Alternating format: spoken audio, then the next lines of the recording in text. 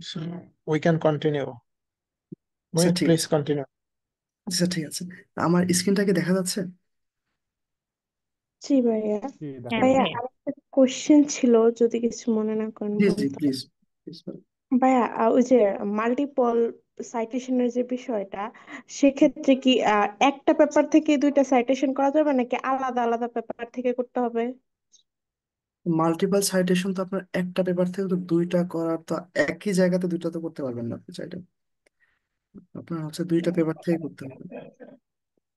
না, এটা ধরেন আপনার যে পুরোটা, এই যে লাইনটা আছে, না, কোনো একটা পেপারে এই সবগুলোর জন্য এভিডেন্স আছে। এখানে দেখেন যে কর্পোরেট গভর্নেন্সের ইফেক্টটা কোনগুলো বিষয়ের উপরে দেখাচ্ছে। একটা হচ্ছে farm efficiency, profitability, long term sustainability. So একটা পেপারে যদি আপনি তিনটা পেয়ে যান একসাথে, সো আপনি এখানে ওই একটা পেপার শেষে একবার সাইটেশন করলেই হয়ে যাবে। আপনাকে প্রত্যেকটার জন্য আলাদা আলাদা করে সাইটেশন করতে হবে না। কিন্তু মোস্ট অফ দ্য কেসেস এমনটা নাও হতে পারে, যে ইম্প্যাক্ট এরিয়াটা আছে একটা পেপার সবগুলোকে কাভার নাও করতে পারে। সো আমি আলাদা আলাদা করে সার্চ করতে পারি প্রত্যেকটার জন্য। আবার একইভাবে গুগলস করেন যে ফার্ম পারফরমেন্স ছিল, সো আমি এখন দেখতে চাচ্ছি যে ইম্প্যাক্ট কি কি কিসে কিসে আসে। So corporate governance impact. So এখান থেকে আমি মাল্টিপল পেপার পড়ে আমি কিছু কি এরিয়া, যেটা আমার ওই ডিসকাশনের জন্য আমি যে রিভিউটা লিখছি বা যে সেকশনটা লিখছি, ওই সেকশনটার জন্য রিলেভেন্ট যে পেপারগুলো আছে, পেপারগুলোকে আইডেন্টিফাই করে তার মাঝে থেকে যে কি এরিয়া আছে সেগুলোকে একটা জায়গায় নোট করব। ধরুন সরাসরি আপনি ওয়ার্ডেই লিখছেন যে কি কি এরিয়াতে আপনার ইম্প্যাক্টটা আছে। সো আমি আর নতুন করে সাইটেশন ইম্পোর্ট করছি না, যেগুলো এক্সিস্টিং আছে সেগুলো দিয়ে দেখাই। তো দেখেন যে যে এখানে ধরলাম যে আমাদের যে প্রথম পেপারটা আছে তিনটার মাঝে, সো প্রথম পেপারটাতে এফিসিয়েন্সি নিয়ে এভিডেন্স আছে। সো এটার জন্য আমি যেই পেপারটাতে এই ফ্যাক্টর নিয়ে বলা আছে ওই ফ্যাক্টরটাকে সাইড করব। প্রফিটেবিলিটির জন্য ধরলাম যে 3 নাম্বার পেপারটার কথা বলা আছে এই তিনটার মাঝে। সেকেন্ডটার জন্য আমি এভাবে সাইড করব। দুইটার জন্য যদি একই থাকতো তাহলে আমি সরাসরি সেকেন্ডটার পরে সাইটেশন অ্যাড করতাম। ঠিক আছে, আপনি যে কোশ্চেনটা করলেন যে একই পেপার থেকে দুইবার করতে হবে কিনা, কারণ এইটা আর এইটা সাইটেশন সেম বা সোর্সটা সেম, তাহলে আমি এটা দুইটার পরে একটা সাইটেশন করবো। আর ধরলাম যে থার্ড যেটা আছে, থার্ডটা আসছে মাঝখানে পেপার থেকে। এই পেপারে এভিডেন্সটা আছে যে লং টার্ম সাস্টেনেবিলিটি নিয়ে, সাস্টেনেবিলিটির ওপর কর্পোরেট গভর্নেন্সের ইফেক্ট আছে। তো তিনটার জন্য আমি তিনটা পেপার এখানে সাইড করলাম। তো প্রত্যেকটা এখানে পার্টিকুলার এভিডেন্সের জন্য আপনি চাইলে একের বেশিও এভিডেন্স নিয়ে আসতে পারেন।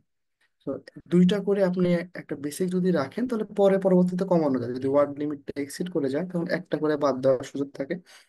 কিন্তু আপনি প্রতিটা এভিডেন্সের জন্য ট্রাই করবেন যে দুইটার মতো আপনার সাইটেশন রাখার। আচ্ছা, যে কোশ্চেনটা আপনি করেছিলেন যে আপনার একই পেপার থেকে বারবার করার দরকার আছে কিনা, এই তিনটাই যদি একই সোর্স থেকে আসতো তাহলে আমি শেষে শুধু একটা, সেন্টেন্সের শেষে এই সেন্টেন্সটার মতো শেষে একটা, বা যে দুইটা পেপারে একই সিমিলার ফাইন্ডিংসই থাকতো তাহলে দুইটা আমি এই লাইনটা শেষে অ্যাড করে দিতে পারতাম। তখন আর আমার মাঝে মাঝে পার্টিকুলার আপনার এরিয়া ধরে ধরে ফ্যাক্টর ধরে আমার সাইড করতে হতো না। বুঝতে পেরেছেন?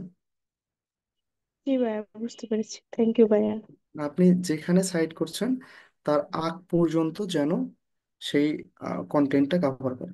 যেমন দেখেন এই আগের লাইনটা কিন্তু এই যে পেপার দুইটা ছিল সেটা কিন্তু কভার করছে। সো আপনার এর পরবর্তী ওই সাইটেশনটার পরবর্তী যে কথাটা বলছেন, আপনি যদি আগের অথারকে যদি সাইড করতে চান তাহলে এটা সরাসরি মেনশন করতে হবে আপনার, যে এই অথার গুলো, দিজ অথার, যেমন এই লাইনটা যেটা আছে দেখেন, এটা আমি কিন্তু কনভারসেশনের মধ্যে লিখেছি। সো আমি চাইলে কনভারসেশনের মধ্যে আমি এই অথারদের মেনশন করতে পারবো। তো আমি যদি এখানে লিখি দিস অথার্স অলসো, অলসো কি বলবো, আর্গুড দ্যাট কর্পোরেট গভর্নেন্স, তখন আমার লাগবে না। দেখেন আমি দিস অথর্স দিয়ে এখানে যে দুইটা অথর আছে তাদেরকে আমি কনভারসেশনের মধ্যেই সাইড করছি। তো এই লাইনের জন্য তখন আর আমার পরে সাইটেশনের দরকার হবে না। ক্লিয়ার হয়েছে? So, আমি চাইলে আমার যে প্রিভিয়াস সাইটেশনটা আছে, আমি নতুন যে একটা ক্লেম স্টার্ট করছি, একটা সেন্টেন্স স্টার্ট করছি, সেটার জন্য অবশ্যই আমার সাইটেশন দিতে হবে। আমি নিজে থেকে, নিজের অ্যাজাম্পশন থেকে আমি কোনো কিছু ক্লেম করতে পারবো না। সো কনভারসেশনাল যে সাইটেশন গুলো আছে, সেগুলো ইউজ করে এই একটা সুবিধা আছে, আপনি চাইলে এই লেখাকে আরো এক্সটেন্ড করতে পারবেন। এই লেখাকে আরো, they also dash dash dash, আপনি এটা আরো এক্সটেন্ড করতে পারবেন। তাদের কথাকে আপনি আরো কয়েকবার লিখতে পারবেন, কয়েকটা সেন্টেন্সে। যতবার আপনি তাদেরকে, এই রিসার্চারকে মেনশন করবেন আপনার কনভারসেশনের মধ্যে, ততবার আপনার সাইটেশন দিতে হবে না। কিন্তু যখন আপনি নতুন কারো বা ওদেরটা শেষ করার পরে আর একটা এভিডেন্স নিয়ে আসছেন, তখন আপনাকে অবশ্যই ওই এভিডেন্সের একটা ব্যাকগ্রাউন্ড, একটা আপনার সাইটেশন অ্যাড করতে হবে। এটা মাস্ট। ক্লিয়ার? জি ভাইয়া। ঠিক আছে। তো এটা হচ্ছে আপনার সাইটেশন ম্যানেজমেন্ট গেল। আর গ্রুপিং করার যে বিষয়টার কথা বলেছিলাম, তো এটা যদি আরেকবার একটু দেখেন। যখন আপনি নতুন একটা ইম্পোর্ট করবেন, আপনার কাছে এই পেজটা আসবে, আপনার প্রতিবারই অল রেফারেন্স এই পেজটাতে যেতে হয়। সো আপনি চাইলে এই দুইটা পেপারকে নিয়ে, সে এই দুইটা যেহেতু আপনার ফার্ম পারফরমেন্সের উপরে ইম্প্যাক্টটা দেখাচ্ছে, আপনি নতুন একটা গ্রুপ করতে পারবেন এদেরকে নিয়ে। New group, CG on on performance,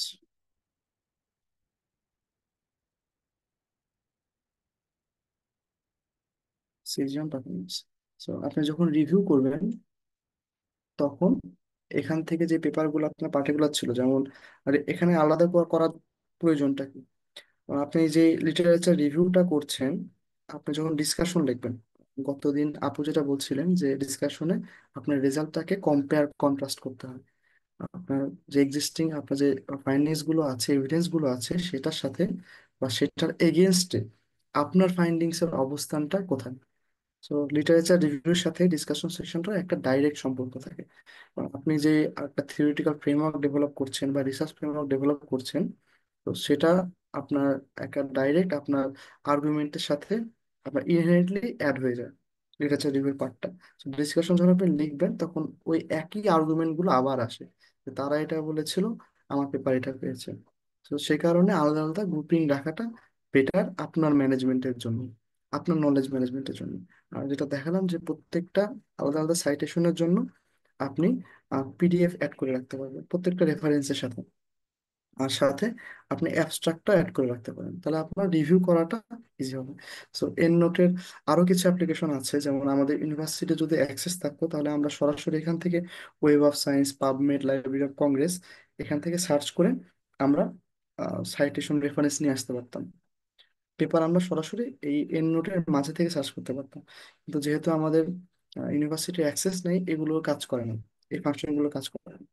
and নোটে আরেকটা সুবিধা আছে, আপনি যদি সবগুলো পিডিএফ আলাদা করে ডাউনলোড করতে না চান, তাহলে আপনি আহ, যে কয়টা আপনার আছে সেগুলোর জন্য ফাইন্ড ফুল টেক্সট অপশন দিতে পারেন। সো এটা দিলে কি হয়, আপনার যেই পেপারগুলো ওপেন অ্যাক্সেসে আছে, সেগুলো এন্ড নোট নিজে থেকে খুঁজে নিয়ে এসে সাথে অ্যাড করে দেয়। এটা বেশিরভাগ ক্ষেত্রে পাওয়া যায় না, কিন্তু দেখা যায় যে 10টার মাঝে 2টা 3টা পাওয়া যায়। আপনি যদি অ্যাড করতে চান পিডিএফ, সো দেখা যায় যে 2-1টার জন্য আপনার কষ্ট একটু কম হচ্ছে। সো এন্ড নোটের বেসিক ফাংশনালিটি এটা। সো এখন যদি ওয়ার্ডে ব্যাক যাই, যে কেন এন্ড নোটটা আরো বেশি ইম্পর্টেন্ট, যেটা স্যার গতদিন বলছিলেন যে এক একটা জার্নালের বা পাবলিকেশনের রিকোয়ারমেন্ট থাকে আলাদা আলাদা। সো এখানে ধরলাম যে কোনো একটা জার্নালের রিকোয়ারমেন্ট হচ্ছে তারা APA 7-এ যাচ্ছে। দেখেন এখানে নিচে সে APA 7 অনুযায়ী রেফারেন্স স্টাইল করে রেখেছে, কিন্তু আপনি যখন সাবমিট করবেন, দেখা যাবে যে কেউ চাচ্ছে হার্ভার্ড। তো এখান থেকে শুধু আপনি একটা ক্লিক করা মাত্রই সব চেঞ্জ হয়ে যাবে। এখানে এখানে দেখেন রেফারেন্সের স্টাইল এপি আর হার্ভার্ডের সেম যেহেতু, তো চেঞ্জ হয়ে গেছে। আমি চাইলে এখানে নাম্বারও অ্যাড করতে পারি। তো এই যে দেখেন এখন এখানে শুধু নাম্বারটা মেনশন করছে। এখানে নাম্বারটা মেনশন করছে। আপনি যদি কনভার্সেশন মতো লেখেন তাহলে সাথে অথরের নামটাও দেখাবে, কিন্তু আপনি যদি ব্র্যাকেটের মাঝে পেস্ট করেন ইনটেক্স সাইটেশন, সেক্ষেত্রে শুধু এই নাম্বারটা দেখাবে। আর আপনি এক ক্লিকের মাঝে যতগুলোই থাক, 100 150 যতগুলো আপনার রেফারেন্স থাকে, আপনারা ম্যানুয়ালি প্রত্যেকটাকে চেঞ্জ করতে হবে না। এর নোট এটাকে এক ক্লিকে করে দিবেন। আর একটা সুবিধা হচ্ছে, আর কেন এই নোটটা আপনাদের জন্য অ্যাপ্লিকেশন করা একদম মাস্ট, মানে আপনারা বেশিরভাগই সবাই আহ, বিভিন্ন পার্ট লিখবেন। একটা পেপারের জন্য বিভিন্ন পার্ট লিখবেন, প্রজেক্টের বিভিন্ন পার্ট লিখবেন। তো এগুলোকে যখন কম্পাইল করা হবে, তখন এই রেফারেন্স গুলোকে আর আলাদা করে সার্চ করে অ্যাড করতে হবে না। আপনার শুধু ডক ফাইলটা যখন শেয়ার করবেন, তখন অটো এর সাথে একটা রেফারেন্স লাইব্রেরি অ্যাড হয়ে যাবে। যখন কম্পাইল করা হবে, তখন শুধু শুধু কপি পেস্ট যদি করে নিয়ে আসি আমি, যদি দেখেন এখানে, আহ, এটুকু ধরুন কপি করে আমি নতুন আরেকটা ফাইলে নিয়ে আসি। এখানে এই ফাইলে আমি নিয়ে আসলাম। তো এখানে এভাবে আসবে, এভাবে নাও আসতে পারে। এভাবে আসছে কারণ এখানে এই নোটটা অফ হয়ে আছে। আমি দেখেন অন করার মাত্র সাইটেশন রেফারেন্স গুলো সহ অটোমেটিক চলে আসছে। আমি কিন্তু এগুলো কপি করছিলাম না, আমি শুধু ওই লেখাটা, এই লেখাগুলো কপি করছিলাম। বুঝছেন কেন এটা জরুরি? যখন কম্পাইল করা হবে আপনাদের লেখাগুলো এক জায়গাতে, তখন প্রত্যেকটা রেফারেন্স একই সাথে সবসময় চলে আসবে। রেফারেন্স নিয়ে আর কখনো, মানে আপনি একবার রেফারেন্স নিয়ে কাজ করলেন, ওই সেম রেফারেন্স নিয়ে আর একজনকে কখনো ওই ডকুমেন্টে অ্যাড করতে হবে না।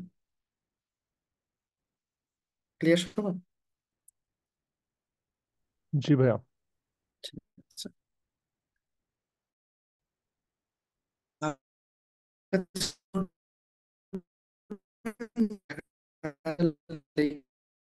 আমি যদি একটা দেখি সাইটেশন আছে ওগুলো যদি প্রথমে এটা ছাড়া অন্য যে কোনোটা দেখেন যে চলে গেছে, তাই কপি পেস্ট করা, যে যে ফাইলে আপনি কাজ শুরু করেছেন পেস্ট করেছেন, সেই ফাইলে ওই সাইটেশন গুলোকে রাখা। তাহলে একটা question ছিল।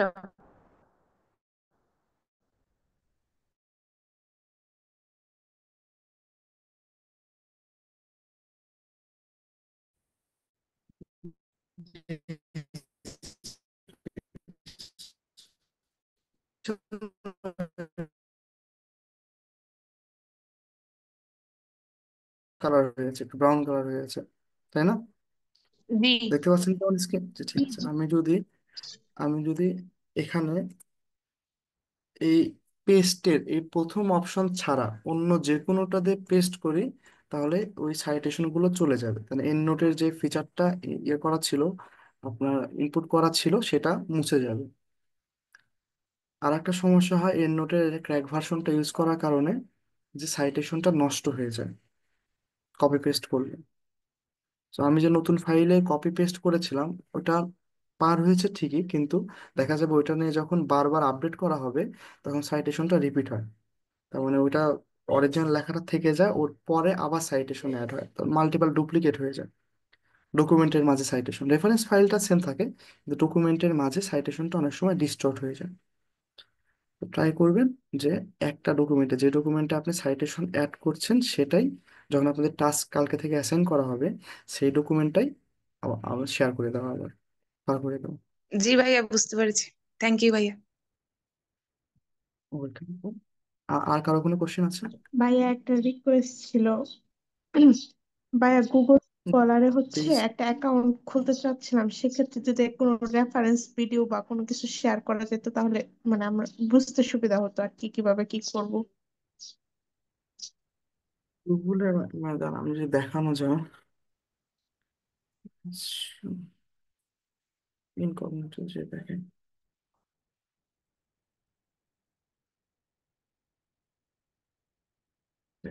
এখানে দেখবেন সাইন ইন অপশন আছে। এখানে সাইন ইন, আর আপনি, আমি কোনো একটা আমার অন্য অ্যাকাউন্ট দিয়ে লগ ইন করি।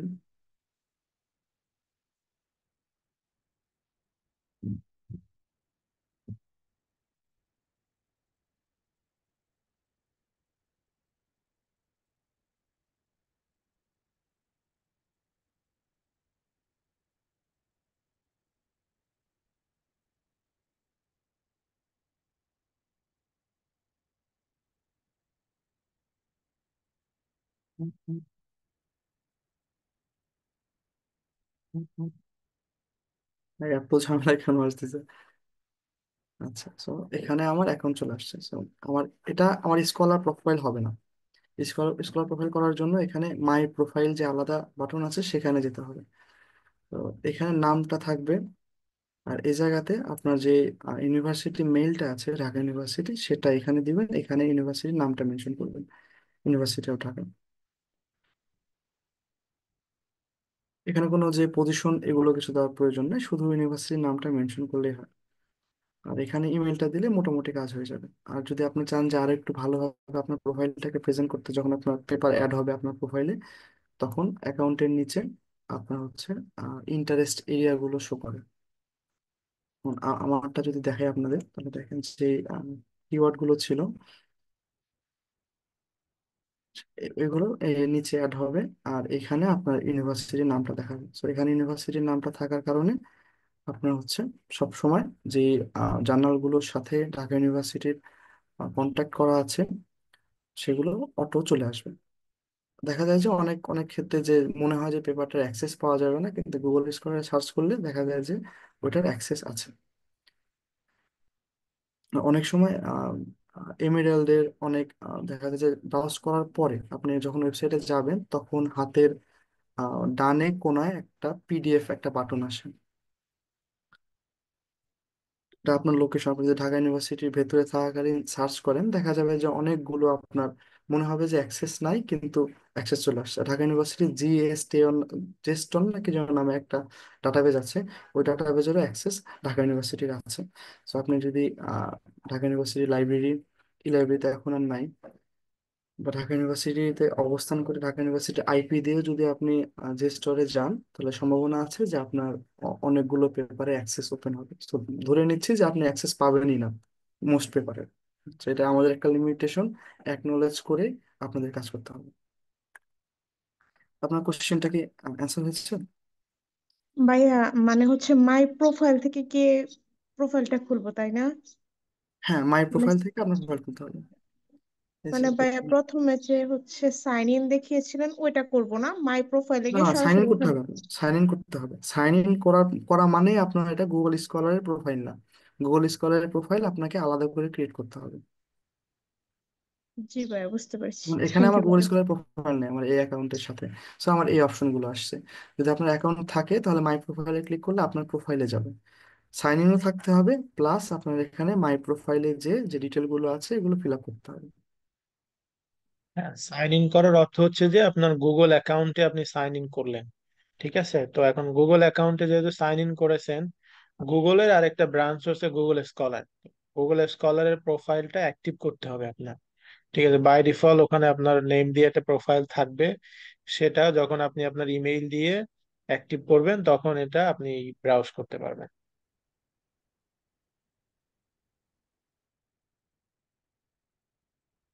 আর কারো কোনো কোশ্চেন আছে?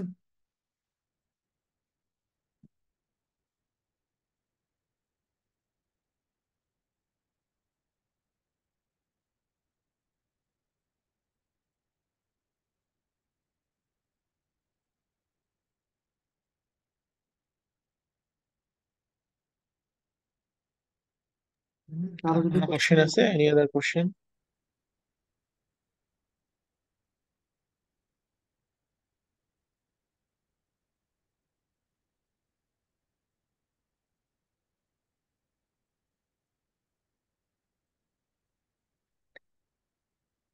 এখন আপনাদের টাস্ক হচ্ছে যে আপনারা আপনাদের পিসিতে এর নোটটা ইনস্টল করবেন এবং সে অনুযায়ী রেফারেন্স ক্রিয়েট করার ট্রাই করবেন।